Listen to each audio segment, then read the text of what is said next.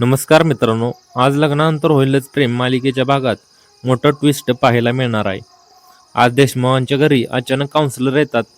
त्यांना पाहून काव्या विचारते, तुम्ही अचानक इथे कसं काय आलं? तेव्हा काउन्सिलर म्हणतात, कसं काय म्हणजे? बघता बघता 6 महिने पूर्ण झाले आहेत. डिवोर्सबाबत काय निर्णय घेतलाय तुम्ही? हे ऐकतात जीवानंदिनी, पार्थ आणि काव्या सगळेच एक मताने म्हणतात, आम्हाला डिवोर्स नको आहे. पण इथेच मध्यमालिनी पडते आणि म्हणते, नाही, आता तुम्ही डिवोर्स मागे घेऊ शकत नाही. तुम्हाला डिवोर्स घ्यावाच लागेल.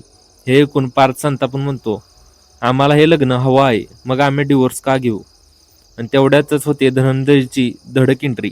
तो थेट म्हणतो, तुम्हाला हे लग्न हवं असेल, पण आम्हाला हे लग्न नकोय. तुम्हाला या लग्नातून मुक्त व्हावंच लागेल. धनंजयचे हे शब्द ऐकून सगळ्यांनाच मोठा धक्का बसतो आणि घरात शांतता पसरते.